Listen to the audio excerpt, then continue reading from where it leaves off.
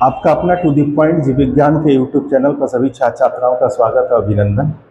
आज का टॉपिक है internal transport in plant and animal. Transport का मतलब क्या है? Transfer of material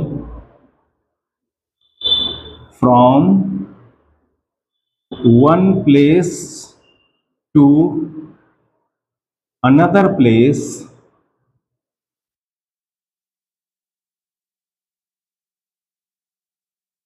through circulating fluid in living body is called transport और इंटरनल ट्रांसपोर्ट उसको कहेंगे। जो लिविंग बॉडी है वह प्लांट बॉडी हो सकता है या फिर एनिमल बॉडी हो सकता है, प्लांट बॉडी, और दूसरा है एनिमल बॉडी। प्लांट बॉडी के अंदर जो सर्कुलेटिंग फ्लूइड है वो क्या है? वाटर। और इस वाटर को सर्कुलेट करने के लिए प्लांट के अंदर एक स्पेशल सिस्टम है जिसको हम कहते हैं वैस्कुलर सिस्टम। वैस्कुलर सिस्टम, ये जो वैस्कुलर सिस्टम है इसमें दो चीज है, एक होता है जाइलम और जो दूसरा पार्ट है इसका एंड फ्लोएम। ये वैस्कुलर सिस्टम है प्लांट के बॉडी का और इसी के थ्रू इसका इंटरनल ट्रांसपोर्ट होता है। जाइलम के थ्रू जो ट्रांसपोर्ट होता है वो क्या है? आपका जल, पानी, और फ्लोएम के थ्रू जो ट्रांसपोर्ट होता है वो है आपका फूड, भोजन। जाइलम और फ्लोएम एक तरीके का कंडक्टिंग टिश्यू है प्लांट बॉडी में, तो जाइलम एंड फ्लोएम को हम क्या कहते हैं? कंडक्टिंग टिश्यू भी कहा जाता है, कंडक्टिंग टिश्यू। देखिए पानी कहां से, अगर ये प्लांट है, प्लांट बॉडी के अंदर पानी कहां से आता है? ये रूट के द्वारा एब्जॉर्ब किया जाता है। तो रूट के द्वारा जब एब्जॉर्ब होता है वाटर, इस वाटर को धीरे धीरे रूट हेयर्स के द्वारा कहां पहुंचा दिया जाता है? यहां से यहां तक जो मूवमेंट होता है एक, और इसके बाद यहां से अपलिफ्टमेंट होगा ऊपर की तरफ, तब लीफ तक पहुंचेगा।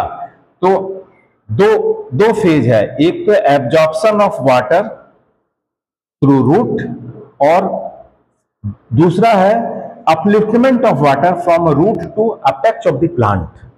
तो ये है ट्रांसपोर्ट किसका होता है? पानी का, इधर से किधर, रूट से अपेक्स ऑफ द प्लांट। और फूड कहां बनता है? तो उसके लिए जो सिस्टम इस्तेमाल होता है वो क्या है? जाइलम। और फूड कहां बनता है? लीफ के अंदर फूड बनता है। और इस फूड के ट्रांसपोर्ट के लिए एक दूसरा कंडक्टिंग सिस्टम है जिसको हम कहते हैं फ्लोएम।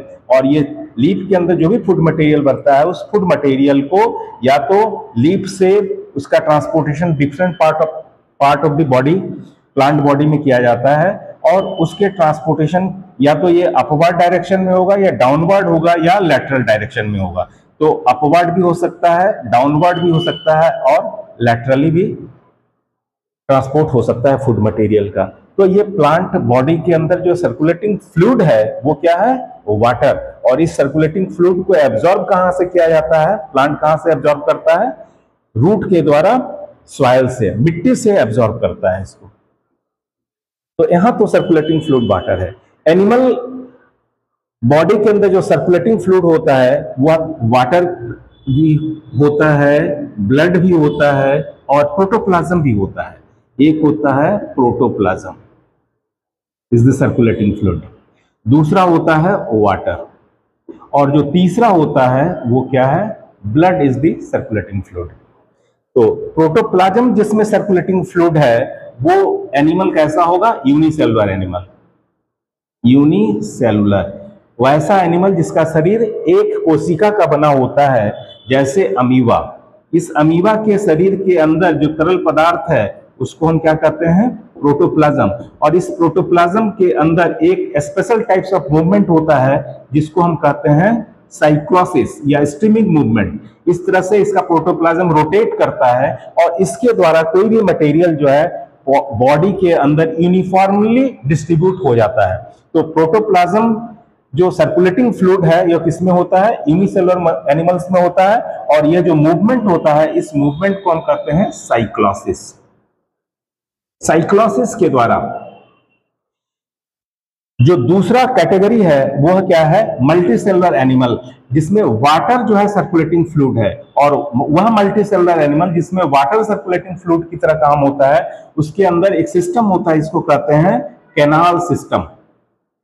कैनाल सिस्टम या वाटर कैनाल सिस्टम कहते हैं। तो ये जो वाटर कैनाल सिस्टम है इसमें वाटर का फ्लो होता है और उस वाटर के अंदर जो डिजॉल्व ऑक्सीजन है या फिर जो न्यूट्रिएंट्स है, जैसे ही उसके बॉडी के अंदर कैनाल सिस्टम के द्वारा पानी का फ्लो होता है तो उस कैनाल के कांटेक्ट में जो सेल पाए जाते हैं, कैनाल की जो लाइनिंग होती है वो डिफरेंट टाइप्स ऑफ सेल से होता है। तो क्या करता है, वह सेल जो है उस पानी से न्यूट्रिएंट्स का एब्जॉर्प्शन करता है, ऑक्सीजन का एब्जॉर्ब कर लेता है या अदर मटेरियल का भी एब्जॉर्प्शन कर, जो उसके शरीर के लिए या उस बॉडी को सस्टेन करने के लिए जरूरी है उसका एब्जॉर्प्शन करता है। तो यह वाटर कैनाल सिस्टम होता है। ये तो water is the circulating fluid है किसके अंदर? स्पॉन्जेस के अंदर। और हायर एनिमल्स में, हायर मल्टीसेलुलर एनिमल्स में blood is the circulating fluid. और ये जो ब्लड है इसके द्वारा ये सर्कुलेटिंग फ्लूइड है। और ये जो सर्कुलेटिंग फ्लूइड है इसको कहते हैं ब्लड वैस्कुलर सिस्टम के अंदर यह फ्लूइड जो है फ्लो होता है। तो सबसे पहले हम लोग पढ़ेंगे ब्लड वैस्कुलर सिस्टम और तब उसके बाद पढ़ेंगे प्लांट बॉडी के अंदर इंटरनल ट्रांसपोर्ट कैसे होता है। तो सबसे पहले हम आज डिस्कस करेंगे blood vascular system. Blood vascular system में 3 कंपोनेंट हैं। एक तो सर्कुलेटिंग फ्लूइड जो है उसका ब्लड हो गया, दूसरा जिसके अंदर वो ब्लड फ्लो करता है वो ब्लड वेसल्स हो गए। और ब्लड को फ्लो करने के लिए एक फोर्स काम करता है जो प्रेशर से ब्लड को ब्लड वेसल्स के अंदर पुश करता है, जिसके कारण ब्लड जो है ब्लड वेसल्स के अंदर फ्लो होता है। तो उसको कहते हैं हम पंपिंग ऑर्गन। तो जो ब्लड वैस्कुलर सिस्टम है हायर एनिमल्स में, खास करके वर्टिब्रेट्स में, उसका जो मेन काम है, मेन फंक्शन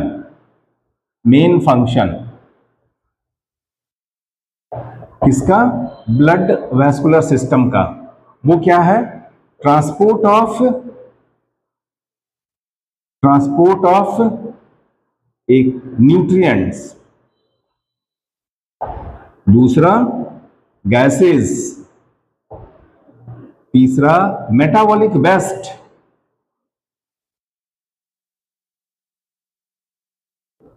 चौथा information molecule such as hormones and other miscellaneous compound जो डिफरेंट पार्ट्स तक पहुंचाए जाते हैं।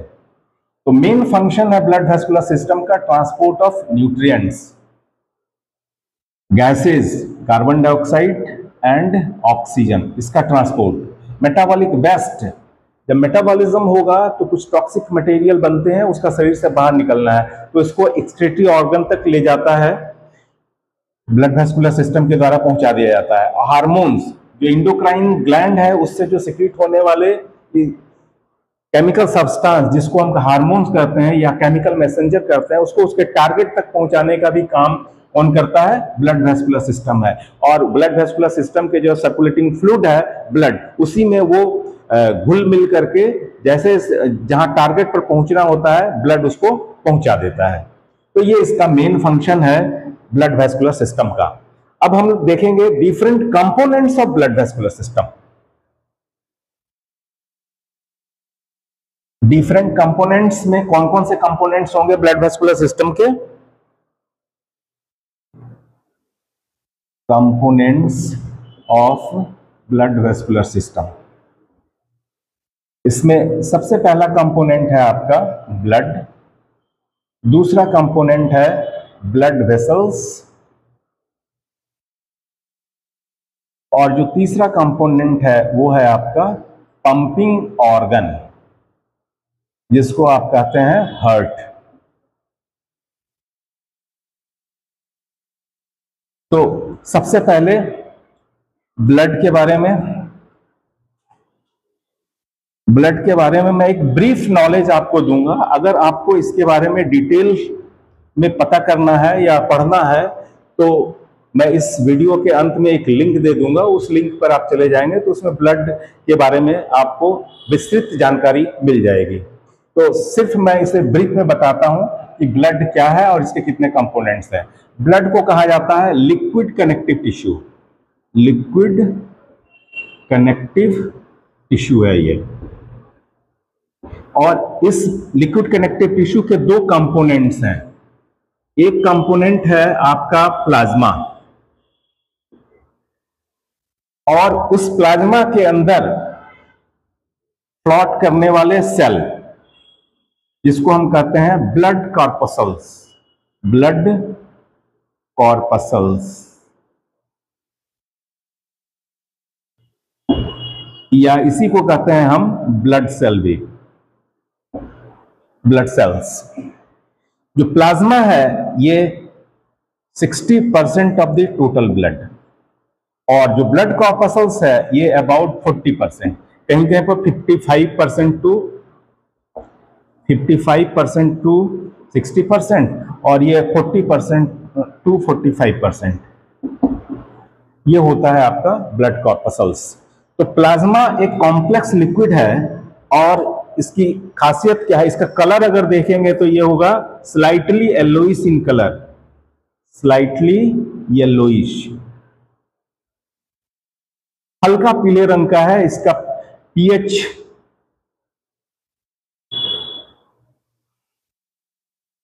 ये क्या होगा आपका स्लाइटली अल्कलाइन, स्लाइटली अल्कलाइन। और ये कैसा है, कॉम्प्लेक्स लिक्विड है, कॉम्प्लेक्स लिक्विड, जिसमें वाटर 90% होता है, वाटर 90%, और रिमेनिंग 10% में क्या क्या मिलेगा आपका प्लाज्मा प्रोटीन, प्लाज्मा प्रोटीन मिलेगा।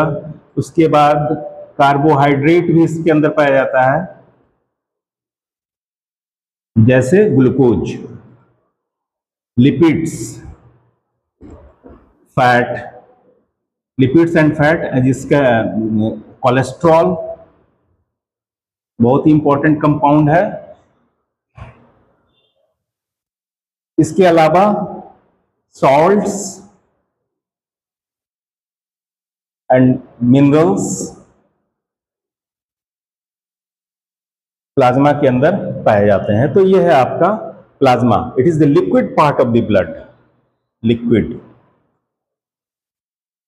Part of the blood. ये जो ब्लड कॉर्पसल्स है 3 तरीके का होता है ब्लड कॉर्पसल्स। देखिए, इसमें सबसे पहला होगा आरबीसी, जो दूसरा होगा वो डब्ल्यूबीसी, और जो तीसरा होगा वो होगा आपका platelets. RBC red blood corpuscles, दूसरा होता है डब्ल्यूबीसी व्हाइट ब्लड कॉर्पसल्स, और तीसरा होता है प्लेटलेट्स। जो आरबीसी होता है इसका रेड कलर क्यों होता है, क्योंकि इसके अंदर एक पिगमेंट होता है जिसको कहते हैं हेमोग्लोबिन। और जो मैमल का ब्लड है वो कैसा, आरबीसी है वो कैसा होता है, ए न्यूक्लिएटेड, उसमें न्यूक्लियस नहीं पाया जाता है। एक एक्सेप्शन है कैमल, वह मैमल है लेकिन उसके आरबीसी न्यूक्लिएटेड होते हैं। और ये करीब 5 लाख से लेकर के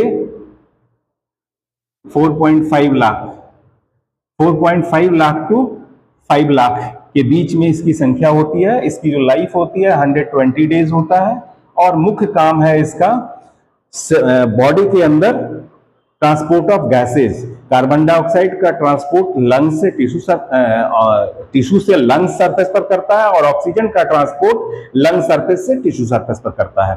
दूसरा है WBC, इसकी संख्या जो सेल के अंदर कितना 5000 से लेकर के 5000 टू 7000। और जो WBC है यह दो तरीके का होता है, ये सभी न्यूक्लिएटेड है। एक को कहते हैं ग्रेनुलोसाइट्स, दूसरे को कहते हैं एग्रेनुलोसाइट्स। ग्रेनुलोसाइट्स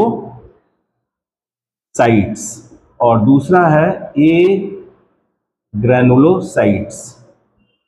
ग्रेनुलोसाइट्स में आ गया आपका न्यूट्रोफिल,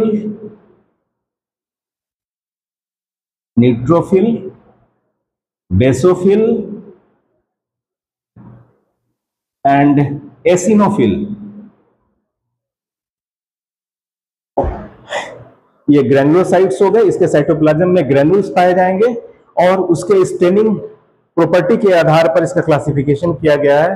न्यूट्रोफिल में जो ग्रेनुल्स पाए जाएंगे उसका कोई भी स्टेन नहीं लेगा।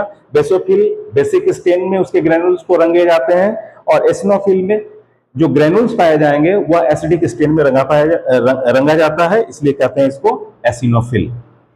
दूसरा है एग्रेनुलोसाइट्स, जिसके साइटोप्लाज्म में ग्रेनुल्स नहीं होते हैं, और यह दो तरीके का होता है। एक होता है आपका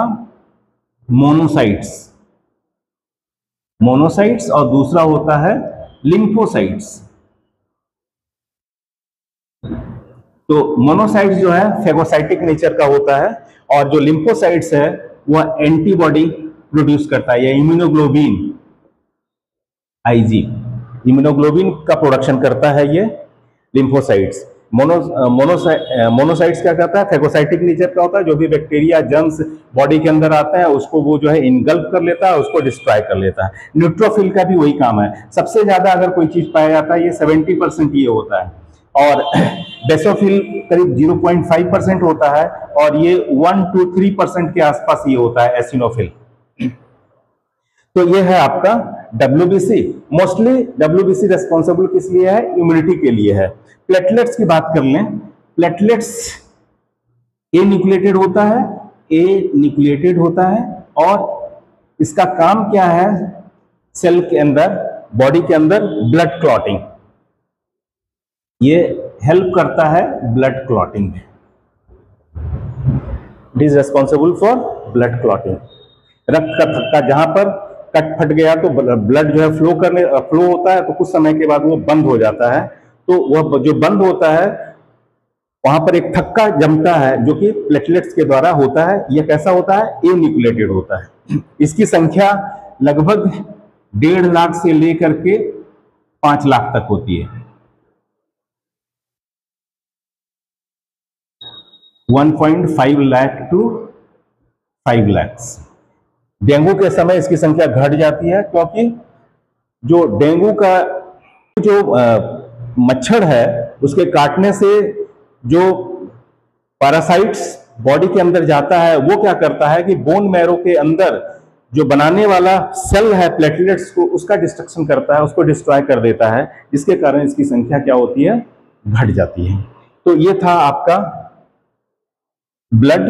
जो दूसरा कंपोनेंट है ये ब्लड वेसल्स। देखिए जो ब्लड वेसल्स है वह दो तरीके का होता है, एक को कहते हैं हम आर्टरी और दूसरे को कहते हैं हम वेन। ये दो तरीके के ब्लड वेसल्स हैं। देखिए ये ब्लड वेसल्स, आर्टरी जो है थिक वाला स्ट्रक्चर है, और जो ब्लड वेसल्स जो दूसरा है वो कैसा होगा, थिन वाल्ड होगा।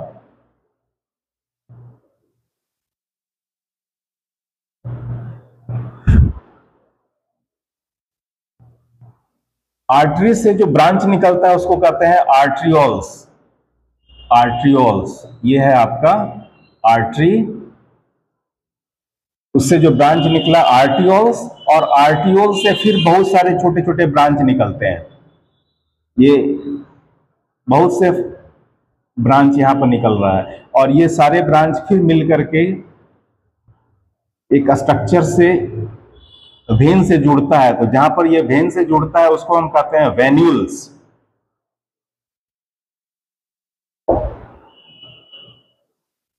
और ये हो गया आपका वेन। वेन, वेन्यूल्स, इधर हो गया आर्टरी, आर्ट्रियोल्स, और आर्ट्रियोल्स और वेन्यूल्स के बीच का जो कनेक्शन है, जो फाइबरस, इसको कहते हैं हम कैपिलरी।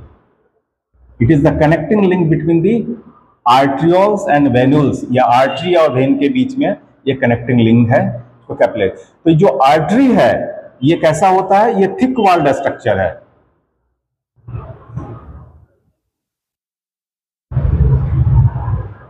देखिए, आर्टरी थिक वॉल्ड स्ट्रक्चर, इसके जो दीवार होती है वो क्या होती है, मोटी होती है। जो वेन है ये कैसा होता है, थीन वॉल्ड स्ट्रक्चर है, थीन वॉल्ड स्ट्रक्चर है। इसकी जो दीवार होती है वो कैसी होती है, पतली होती है। इसमें वाल्व पाए जाते हैं, इसमें वाल्व नहीं पाया जाता है, इसमें वाल्व एब्सेंट होता है। इसमें जो ब्लड का फ्लो होता है वो हाईली स्पीड से होता है, और इसमें जो ब्लड का फ्लो होता है स्लो होता है, इसलिए इसके अंदर वाल्व पाया जाता है जो कि बैक फ्लो को रोकता है।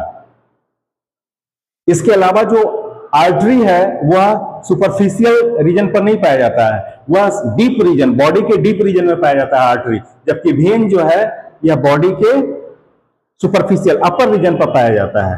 आर्टरी से हमेशा ऑक्सीजनेटेड ब्लड का फ्लो होता है, ऑक्सीजनेटेड ब्लड ये फ्लो होता है आर्टरी से, जबकि वेन से फ्लो होता है डीऑक्सीजनेटेड ब्लड, डीऑक्सीजनेटेड ब्लड का। लेकिन एक एक्सेप्शन है, पल्मोनरी आर्टरी, ये एक्सेप्शन है जिसमें डीऑक्सीजनेटेड ब्लड फ्लो होता है। आर्टरी में हमेशा ऑक्सीजनेटेड ब्लड फ्लो करता है, लेकिन एक ऐसा आर्टरी है जिसको हम कहते हैं पल्मोनरी आर्टरी, इसके अंदर जो ब्लड का फ्लो होता है वो क्या होता है, डीऑक्सीजनेटेड। उसी तरीके से जो पल्मोनरी वेन है, वेन के अंदर जो है डीऑक्सीजनेटेड ब्लड फ्लो होता है, लेकिन जो पल्मोनरी वेन है उसके अंदर ऑक्सीजनेटेड ब्लड फ्लो होता है, ऑक्सीजनेटेड ब्लड। तो ये दोनों एक्सेप्शंस हैं। जो पल्मोनरी आर्टरी डीऑक्सीजनेटेड ब्लड को हार्ट से लंग्स में ले जाता है प्यूरिफिकेशन के लिए, वहीं पर पल्मोनरी वेन ऑक्सीजनेटेड ब्लड को लंग्स से हार्ट में लाता है और फिर वहां से बॉडी में डिस्ट्रीब्यूट कर दिया जाता है। तो यह है आपका जो दूसरा स्ट्रक्चर है, ब्लड वेसल्स। अब नेक्स्ट है इसका पंपिंग ऑर्गन। तो पंपिंग ऑर्गन की बात हार्ट और उसका जो स्ट्रक्चर है उसके बारे में नेक्स्ट वीडियो में डिस्क्राइब करेंगे, क्योंकि इस वीडियो में अगर डिस्कस करेंगे तो वो बहुत बड़ा हो जाएगा। तो इस वीडियो में इतना ही। अगर यह वीडियो पसंद आया हो इसे लाइक कीजिए, शेयर कीजिए, और अगर आपने मेरे चैनल को सब्सक्राइब नहीं किया है तो इसे सब्सक्राइब कर लीजिए। और पंपिंग ऑर्गन, हार्ट का स्ट्रक्चर और उसके फंक्शन के बारे में नेक्स्ट वीडियो का इंतजार कीजिए। Thank you very much.